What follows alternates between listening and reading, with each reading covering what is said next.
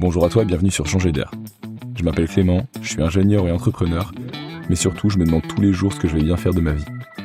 Chaque semaine, je vais à la rencontre de celles et ceux qui changent le monde pour partager leurs histoires et ce qu'ils ont appris sur leur parcours. Alors si tu veux écouter ces histoires incroyables, si tu recherches ta voie dans ce monde complexe, ou si tu veux simplement avoir un impact positif et être heureux, alors ce podcast est fait pour toi.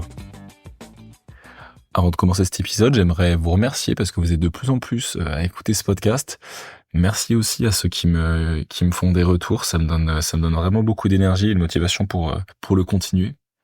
Si vous voulez m'aider, la chose la plus importante que vous pouvez faire, c'est partager ce podcast, ou même encore mieux, je pense, certains épisodes spécifiques à des amis, à des proches, ou même sur les réseaux sociaux. Et si chacun d'entre vous fait ça, on fait grandir la communauté, on fait grandir l'impact du podcast. Et moi, ça me permettra aussi d'aller chercher des sponsors pour investir dans du matos, pour investir dans des outils, et globalement pour vous proposer des épisodes d'encore meilleure qualité. Je vous remercie du fond du cœur et je vous souhaite une bonne écoute. Hello Clay. Hi, great to be here. Thank you very much for being here. You are the first episode in English. Yeah, I'm sorry, everyone. My French is not anywhere near where it should be, so we're gonna have to go with English today. Let's try it. I think my English will be worse. Okay, we'll see. So Clay, you'll tell about it later, but you're the founder and CEO of Idea for Us. Yes. It's an NGO accredited by the United Nations. You also are a biologist, I saw a poet, an environmental activist. Maybe we spoke a bit for 5 minutes. You seems to have many lives, which is amazing. And when we look at America, we don't imagine that there are people here working for the climate, working at NGOs. You told me you have 1.5 million NGOs. So thank you for being here. You were born in Chile. Can you tell me how was your life as a child, even after in the US, and how did you end up having this life? Yeah, it's surprisingly linear, right? Okay. So I'm Clayton Ferrara, and I am a biologist, but I came out of the womb as someone in love with nature. Okay. You know, that was just who I was at my core from when I was born, right? I was just someone who loves nature. And I think that, I'm a millennial. Mm-hmm. So I was born in the late 1980s. I think that if you are a person who loves nature and you grew up in the late 1980s and through the 90s, you can't help but be a conservationist, because a lot of the narrative of how we learn about nature in school is overshadowed by the tragedies. The oil spills and the species going extinct, and of course climate issues and the growing threat of global warming, and the list goes on and on and on. So I was just always incredibly curious to learn about nature. And, just as a little boy, I was, so interested in dinosaurs and turtles and sharks, and living in Florida, when I was young, from 7 onward, there's no shortage of wildlife here. Where we are right now, I'm looking out this window here, and I can just tell so much about the habitat that I'm around. So Florida is full of nature. And I think that really helped me. And of course, in Florida as well, there's a story of nature always being under threat here. In Florida, there's tremendous amounts of development. And especially in the last just 100 years is when Florida became very populated by people. Right. So if you look at the numbers of how many people even lived in Florida, it really didn't significantly increase until air conditioning was invented and mosquito repellent was invented. And once those things happened and you had the interstate highway system, right, all of a sudden Florida became this tremendous destination for people to live. So most of the development that's happened here has happened in less than a century. Oh, okay. It's a bit like globally. Like when you see the curve of the population, it's all around. And isn't it one of the bias you have in America that's saying you have amazing parks, you have amazing wildlife. So whereas in Europe, when you see an animal, you're like, wow, this is amazing. And as you can see a wildlife, maybe there is this bias saying climate change is not so important as we see because we still have animals there. Do you think this accounts in the way you live? Well, that's an interesting question. So the United States has always been extraordinarily rich in animal wildlife. You know, even Manhattan was bought through money from beaver skins, right? For a few dollars? Yeah, for $1? It was something not tremendously, wasn't a tremendous amount of money, right? Yes. But what's really interesting is that, you know, the United States is a very interesting place. We very much so have a unquenchable spirit of adventure and exploration and taming of wild places in us. Yes. You know, and people long for that as something that is still very much so part of the American zeitgeist. So I think... But when you say taming, is like controlling, yes, so that you can live or take the resources here? It can be both, right? So the end result depends on the intention, but the act of taming and management of land and nature is something that I very much so see as part of even very young Americans, right? Yes. Many people long to leave the city and own a farm, run their own, grow their own food, create their own drinking water, manipulate the land, cause it to be more productive. There are other people who look at a piece of land and want to turn it into a subdevelopment, right? And put an apartment complex on it. Put in Walmart. Right? And put in a Walmart, right? Or something like that, right?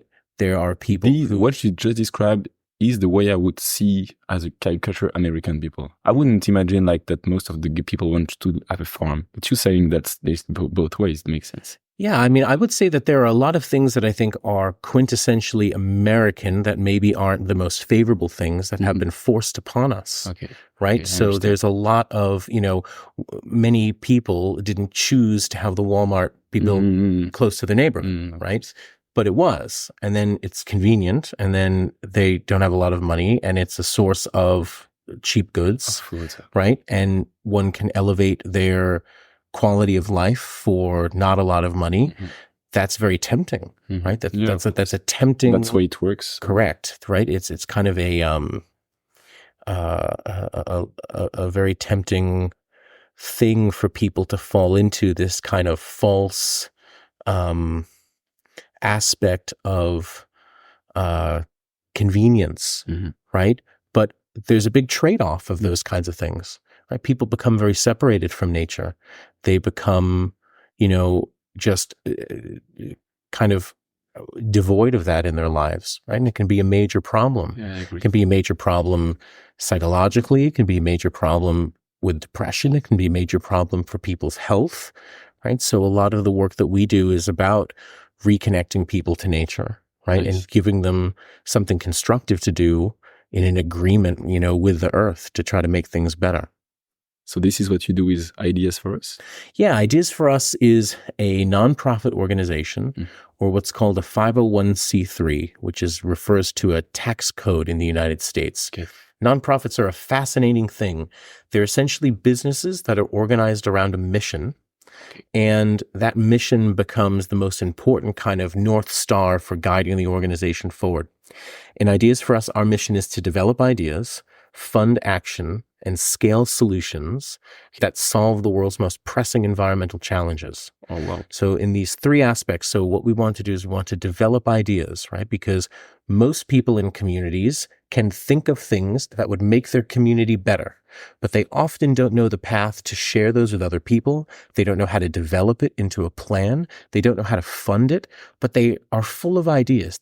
We feel that there's this untapped wealth within people in the communities that are often disparaged or suffering or have a lack of connection, where people have a lack of purpose, which in all honesty could be any of us in modern society.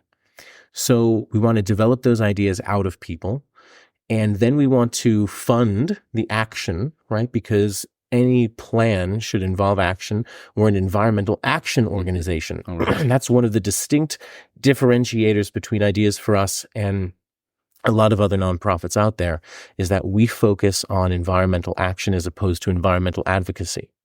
So and there's a difference. So you go to communities and you say, do some of you have some ideas for your communities and that could help the environment, and then you help them take the action to make these ideas come to life. Correct. Wow, that's amazing. Yeah. I'm going to do that in France.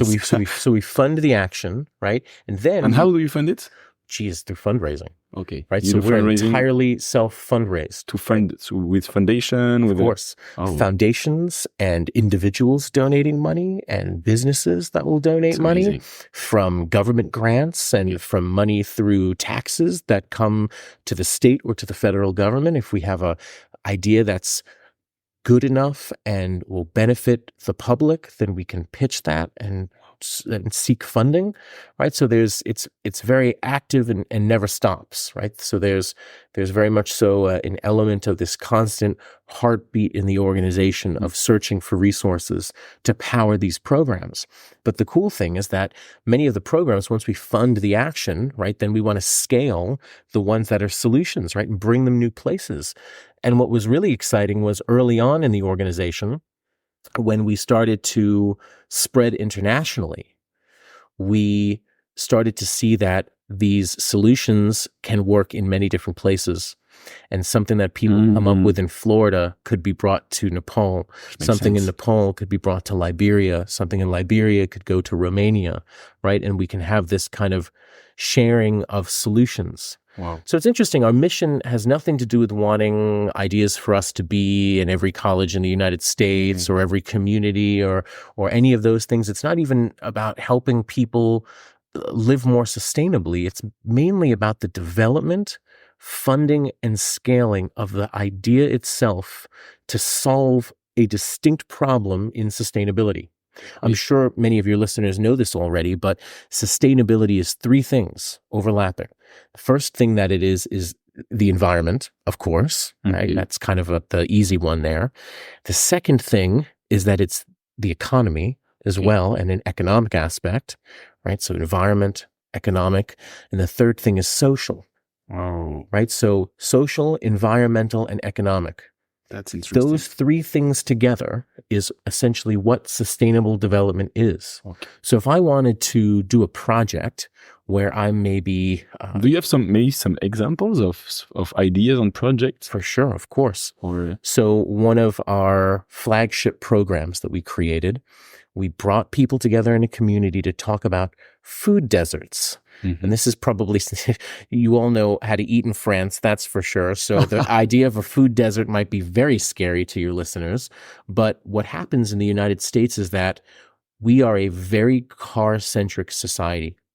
And car-centric, yes. You drive all around. Everywhere. Okay. And in fact, cities are built with cars in mind. And sometimes even the money to build roadways and things have been provided by car companies and car lobbyists, right? So that you have not very much public transit or no public transit, and then cars that are there.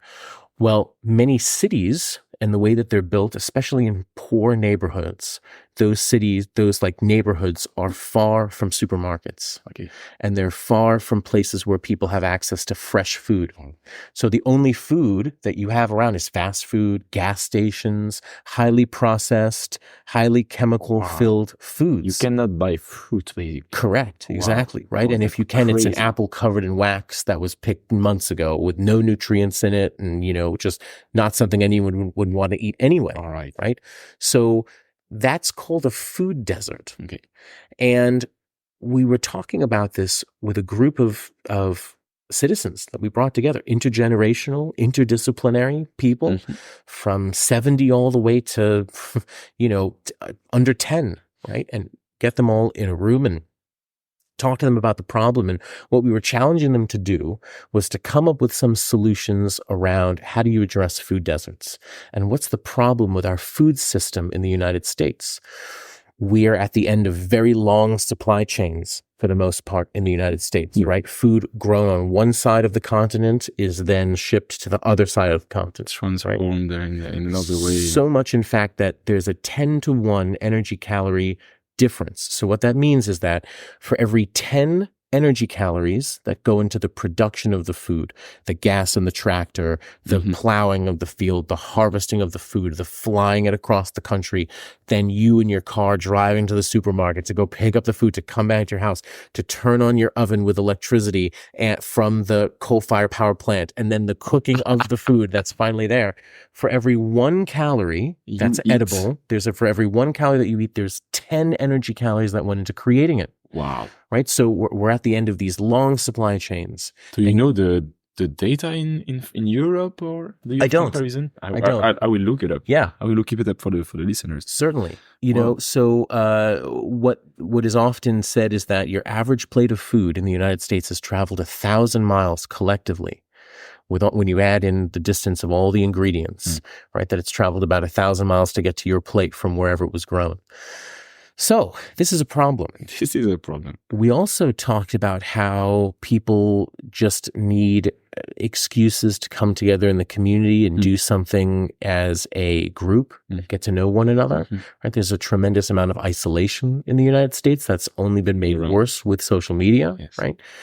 So in talking about this, we were saying, okay, well, what if we could transport food without carbon? What would we do? And we thought, well, probably the cheapest, easiest, most accessible thing would be bicycles. And then we thought to ourselves, okay, if we wanted to shrink the distance food was traveling, could we use unutilized land and farm it in neighborhoods? And then we thought to ourselves, okay, well, that'll probably be front lawns for people, because in the United States, there's this kind of lawn culture.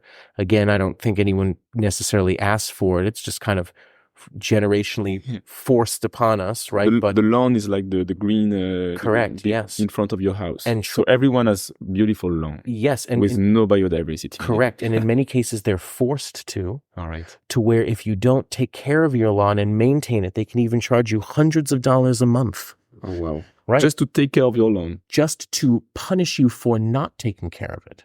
Then you have to also pay to take care of it. You use a tremendous amount of water, a tremendous amount of pesticides, sometimes hiring a whole crew of people to come out and maintain the lawn, right? So it's very strange, this aspect. And many people are trying to reject the lawn. So the saying, grow food, not lawns, has emerged in the American vernacular. Oh, that's nice. So we were talking about that as well. And the idea of, okay, could we go into these neighborhoods that are food deserts? Could we convert people's front lawns to gardens, organic gardens? Could we then bring volunteers around on bicycles and farm and then bring the food to both local markets that we would start in communities that don't have farmers markets, or sell the produce to local restaurants, or bring the produce to local food kitchens?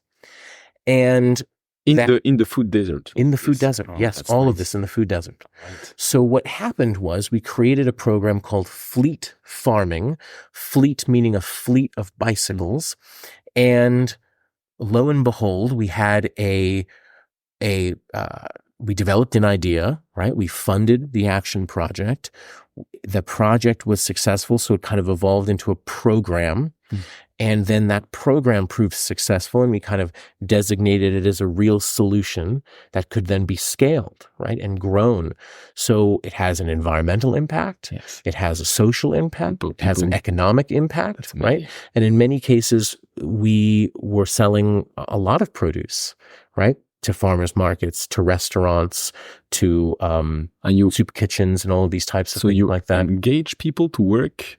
Yes. So volunteers who want to learn how to farm, right, will come out and as they go from house to house, the different houses are at different stages. Maybe we're just starting a farm and we're literally pulling up the grass and putting in the farm there.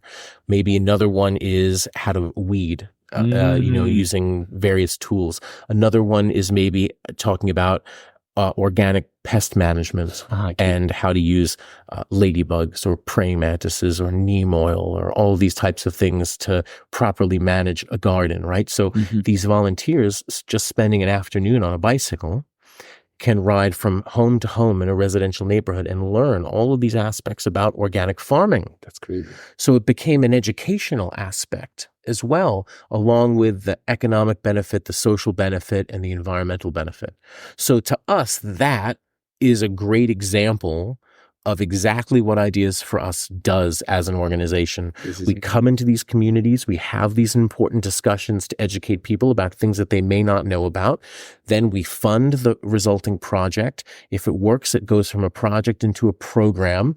If the program thrives, it then becomes what's ultimately called a social enterprise. Okay. And the social enterprise has a revenue model, and it creates jobs for people in the community, and you hire people to work at it. And now someone's full-time job is running this educational farming program where previously they would have had no job, right? There is a business model, and you solve the problem at the same time. Correct. Yes.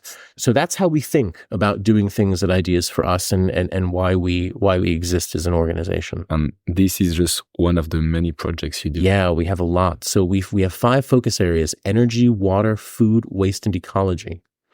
Yeah, so we have projects that are like this in energy and food, waste, ecology, water related. And do your funders sometimes say, okay, this project is an amazing project, you're going to have a social enterprise, a social company? Do they invest as investors in companies, or do you just help them launch the company? I'm thinking about the business model of how it That's very American of you. Yeah. So you're like a venture capitalist. You've been here 3 days. You're already a venture capitalist. No, but it's just to understand how of course, how can we do this? Yeah. So philanthropy is very interesting. So so philanthropy, right, is the act of intentionally giving money to have some type of outcome that benefits many people, usually the public, usually a kind of like vulnerable group of people, like children or the elderly or people with certain diseases, or you name it, right? Philanthropy is kind of reserved for the most important problems in society, right? If you think about capital, for those of your listeners that are maybe more economically minded, right? Any idiot can go out and get a loan or a credit card and run up a bunch of debt. Maybe someone who's a little bit smarter than an idiot can pitch to a venture capital firm and trade equity for cash and run their business. But if you want free money, millions of dollars that you never have to pay back, then you're talking about philanthropy. But those dollars are usually reserved for the biggest problems in humanity: combating cancer and disaster relief, and helping fund hospitals, and flood and typhoon recovery, all of these types of things like that. So, when people donate money through a business or as an individual, they're getting a tax benefit, but they're also donating because they know that that money is going to help and advance the mission of whatever the organization is. So some nonprofits have missions that are very clear why someone should donate to that particular organization. Maybe they're a children's hospital, right?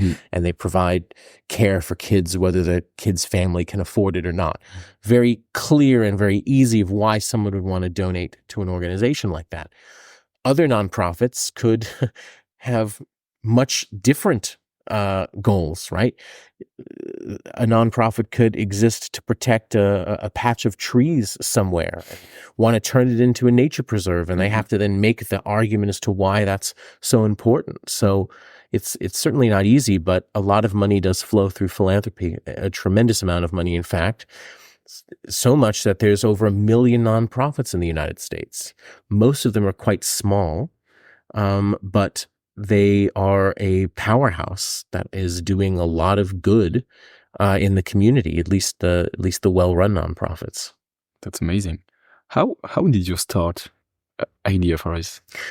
So you were studying biology? It was very organic, right, of how it started. So the kind of, I guess, impetus of this whole thing was that Chris Castro would be a great person for you to speak with. Chris Castro was a student at the University of Central Florida, and he took a class called Environmental Sociology. All right. And it was taught by a brilliant lady named Dr. Penelope Cannan. And environmental sociology looks at how human beings have interacted with the environment, and also especially about the decisions that people make. Sociology is a really fascinating kind of science that looks into how and why people think the way that they do and behave the way that they do. And it's kind of like a combination between anthropology, statistics, marketing, right? All of these things. So neurology. So you kind of look at this through the environmental lens. And one of the things that all of the students were challenged to do in this class was to come up with a project afterwards. And Chris had the idea of, okay, well, what if we start a student club on campus? And what if this club is focused entirely on environmental action as opposed to just advocacy? And they began. So ideas, when it was back in at that time, was written with dots between IDEAS, right? So periods in between, because it actually stands for something. All right. It stands for Intellectual Decisions on Environmental Awareness Solutions. Hey, and that's amazing naming. So the club became just ideas for a while, okay? And Intellectual Decisions on Environmental Awareness Solutions. And their first project was cleaning up a lake on campus. And they tried to register as a student organization, and the college said, no, there's already enough environmental clubs on campus. Then they held so many events and got so many articles written up about their work on campus only in the student newspaper, that after a year of being denied to become a student club, finally they were allowed to be. Okay. And so this was something that was run out of a dorm room, and organized to be a club, and then started to spread because people were so excited, and everyone who was part of the club, we were in college, and we had friends that were elsewhere around the country. So you talked about it, and exactly, and then slowly more branches started to appear. What was really cool was by about 2011, it became really obvious that we needed to go from being just a student club and evolve into a nonprofit. So the nonprofit became Ideas for Us, because the idea was, okay, how could we make Intellectual Decisions on Environmental Awareness Solutions longer? It would be Intellectual Decisions on Environmental Awareness Solutions for Us. So Ideas for Us kind of blossomed that way. And we always think of it as, well, these aren't ideas for me. They're not ideas for you. Ultimately, what we're trying to do in sustainable development is come up with an idea that's going to benefit all of us, right? So this is where this Ideas for Us kind of concept came from. And so, we started as a nonprofit in a dorm room run by like 5 people, and built this thing out of there to where today we're a United Nations accredited NGO doing work in almost 40 different countries around the world. We're still headquartered here in Orlando, right? And Orlando is a very special place, where you are is very much so tourist land, right? It's newly built in the last 20 years, some areas even newer. It's very geared around churning people in and out of hotels and to the theme parks, right? But there's a whole nother Orlando that is very arty and very environmentally minded, longing for a really kind of tight community. Orlando is kind of a big little town. Lots of people know one another. We have a very strong food scene here. There's a lot of mom and pop restaurants that, which is what we call them here in the United States, that not kind of corporate chains and things like that in the main Orlando core. So it's a good place for us to be globally headquartered, because also the whole world comes here. For the last 2 years consecutively, Orlando was the most visited place in the United States. We had over 70 million people through the airport here, right? So just wild, the amount of people that come through here and, get to know and see a little bit of the community here. So we felt that this is a good place for us to remain headquartered, even though we don't really have any jurisdictions of where we can operate, right? Okay, Which is I really understand. important. That's another thing that I think is really you can do important to anywhere kind of you want. touch on for your listeners is that, like, okay, so we wanted to create a nonprofit organization. We wanted to be really, really intentional in doing it. So some of the first things that we hammered out was, what are our values, and made sure that that was tremendously clear for us and that it was something that we would agree on and not pivot from. Another thing was that we wanted to embody the ideal that we wouldn't expand anywhere unless we were invited. Mm-hmm. Right? Because there is kind of an understanding that we have of being Westerners and wanting to help least developed countries, that who the hell are we to try to go to some of these places and tell them what they should be doing, how they should be living, how they should be managing things, all of that type of stuff. Okay. Right? So you're waiting for people to come to you, yes, and tell you, okay, we may have some ideas. Could you help us? Correct. Exactly. Wow, so because of that, to this day, every place that we've ever expanded to has come from a real human being reaching out to us in partnership, wanting our help. Right. So that's an important thing to us. That's very nice. One of our values, I'll go through a couple of our values here really quick, because I think that they're really important to kind of understand a little bit about who we are. Mm-hmm. The first one is mutualism. Right. So the first value is mutualism, and the fact that anyone that we work with, from a partner nonprofit to a business that's funding us, to a government that's funding us, to the people that we're helping, everything has to be a even agreement, right? Of mutualism, a mutual benefit to both people. Okay. We also want to integrate them into the planning process, right? With us. The project is much stronger that way.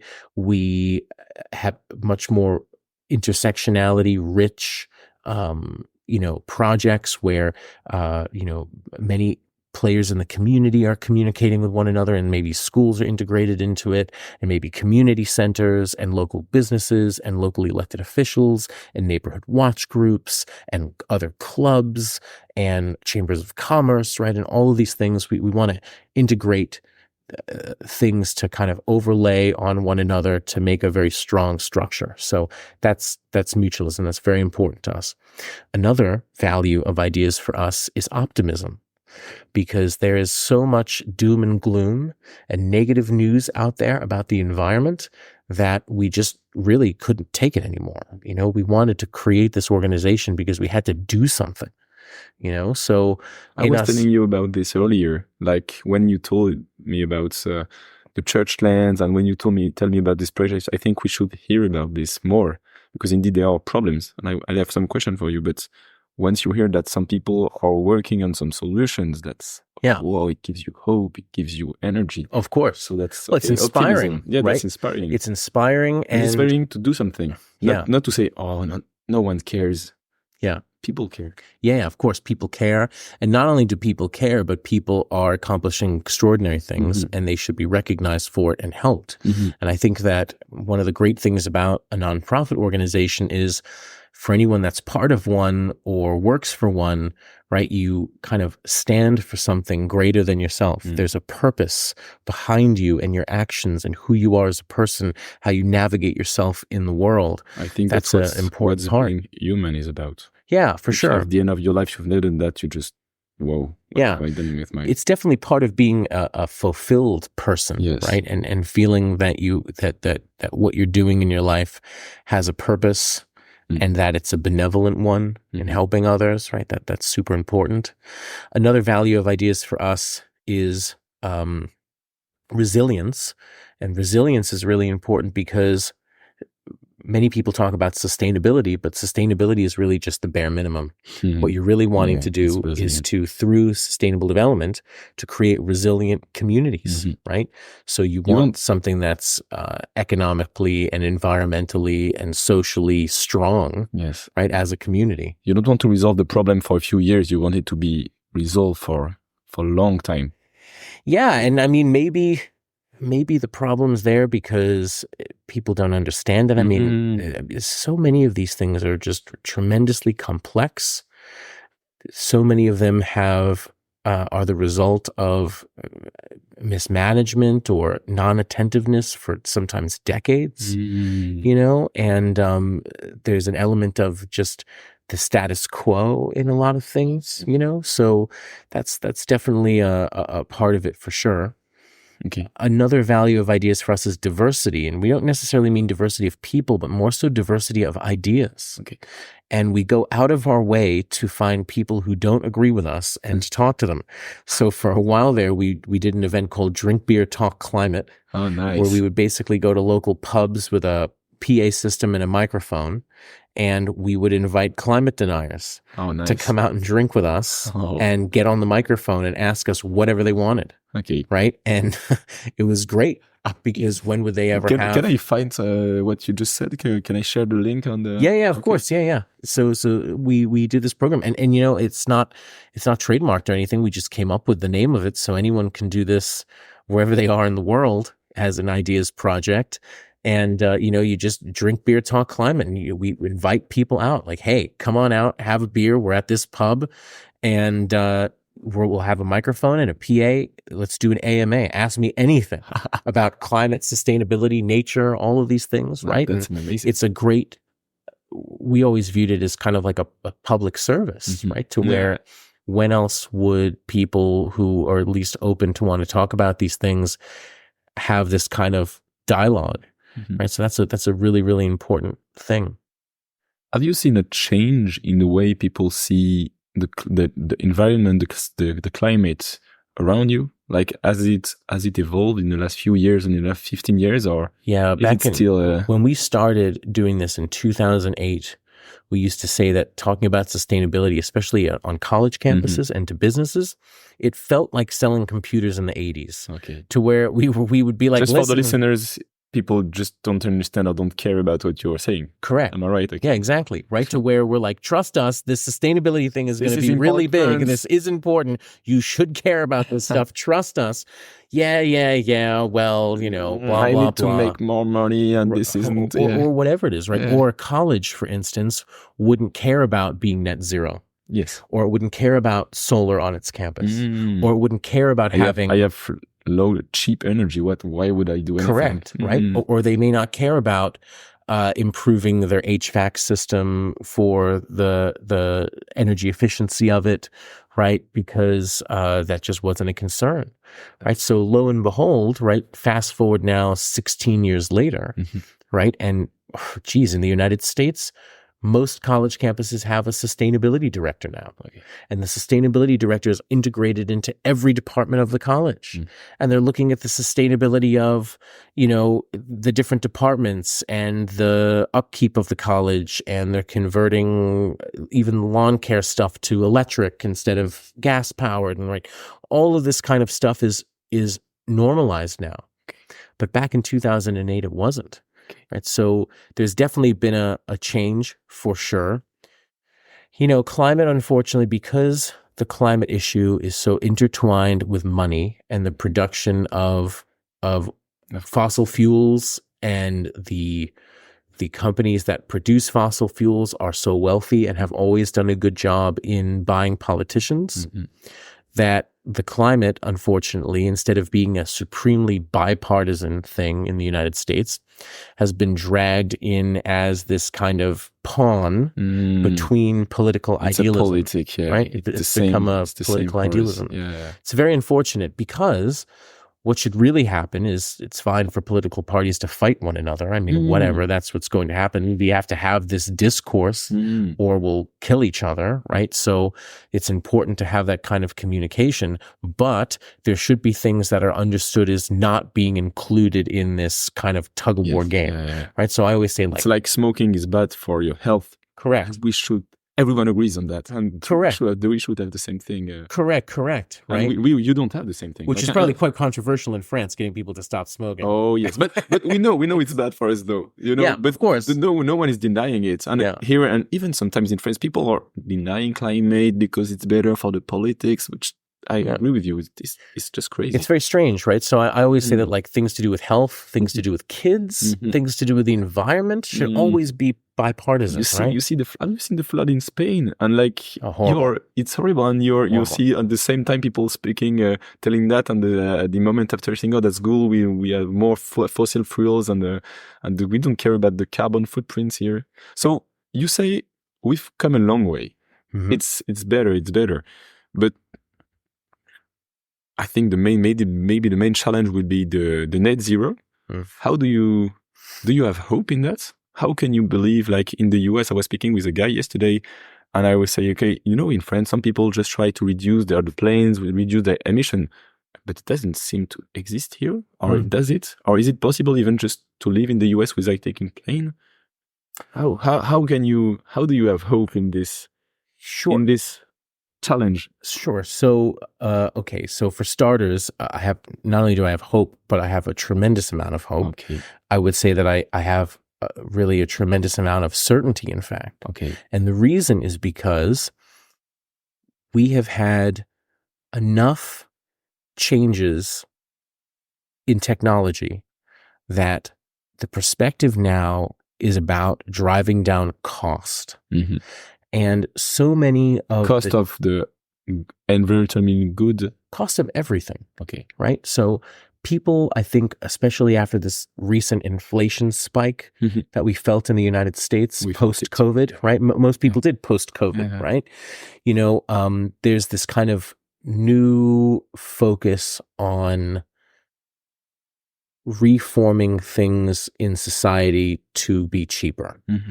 And what is happening is that we're having technological advancements coupled with policy, coupled with new businesses and investments that are propelling forward a lot of sustainable development related stuff, right? So electric cars, for instance, one of the things that people don't think about with electric cars, right, is that even if you're charging your electric car from a coal-fired power plant, over the lifetime of the car, it's going to consume about half as much carbon as if you were using just a normal internal combustion engine. Mm-hmm. Even if you're charging it from coal power plant or nuclear.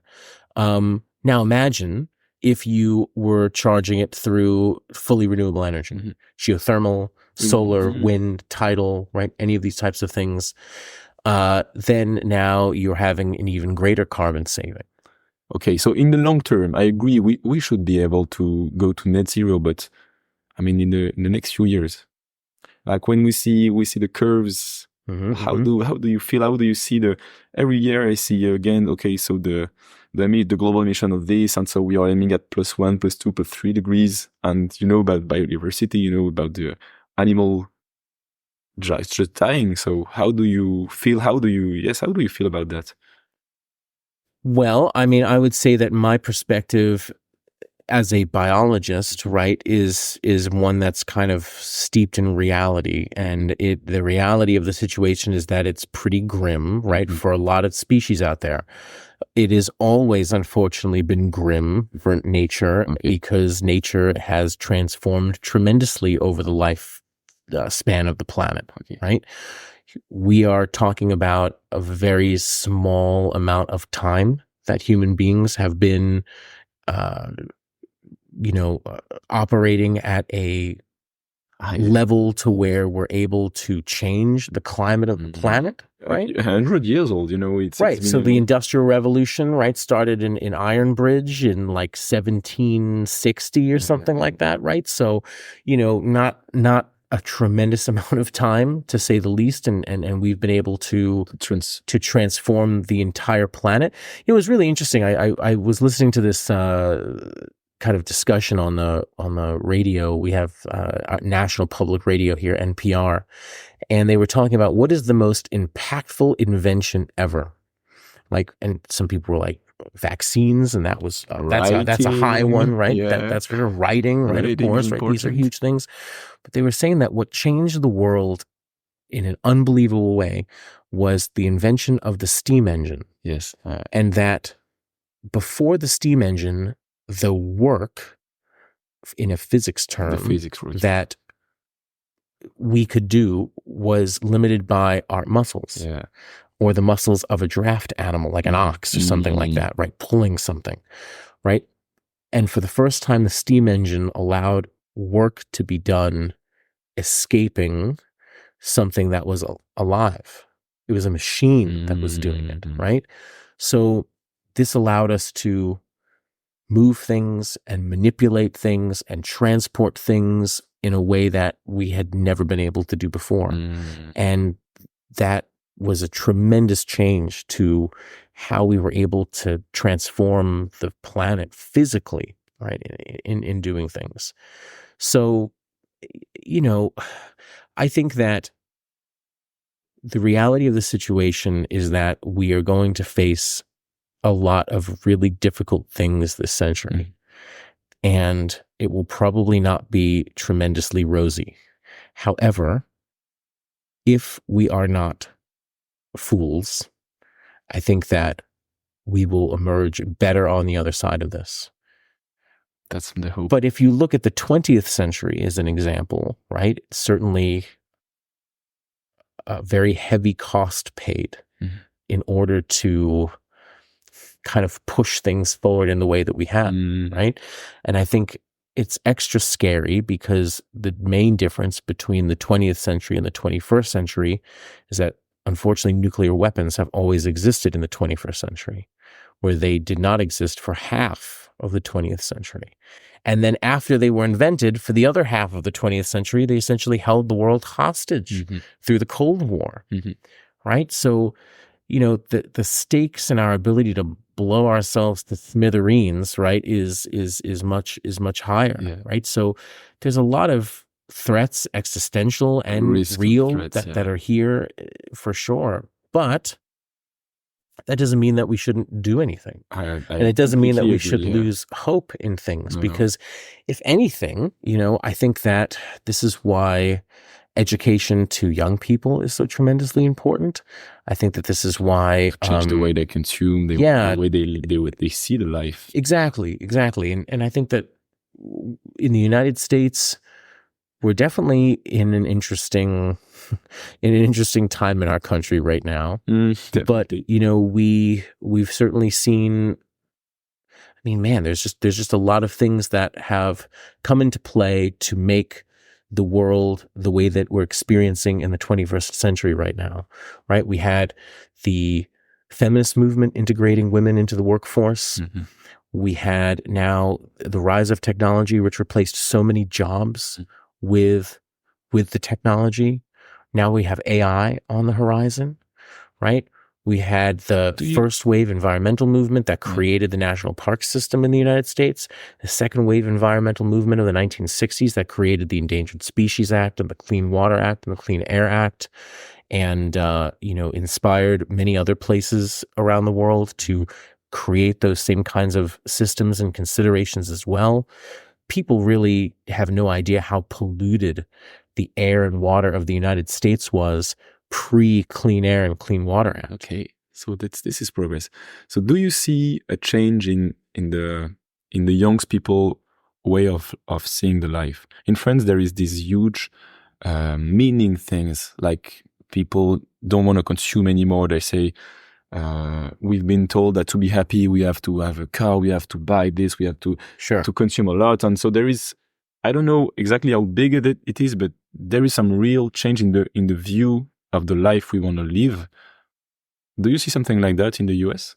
Yeah, I mean, I think I listen in the US, but you've been around, so yeah. Do you see what I mean? There is a profound, for me, philosophy of life that's been transforming from our parents and the parents before them to us, who are saying, oh, the way they were living, they have been living, the dream they were selling to us, is that really something we want? Yeah. That certainly exists here. Whether or not it is an extension still of the counterculture of the 1960s that emerged is one question. I think I can best answer this with a quick story. Please. And you have 15 minutes. Okay, perfect. The quick story is that when I was in Rome in 2019 to see the Pope, yes, Chris Castro and I were walking through the streets of Rome, And outside the Chamber of Commerce, we came upon a group of protesters that were laying on the ground outside of the Chamber of Commerce. And they were from, what is it called? Extinction Rebellion. And they were from Extinction Rebellion. So we went right up to them and started talking to them and introduced ourselves. And, we're talking to this young Italian kid laying on the ground, and he's telling us about how he's there on a hunger strike and how they're on a hunger strike. They've been there 2 days.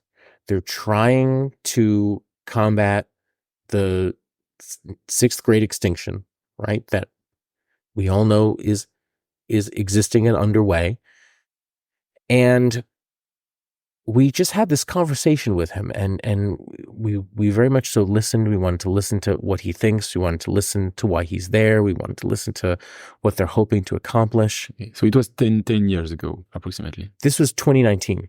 2019, okay. 2019, so 5 years ago. Yeah, 5 years ago.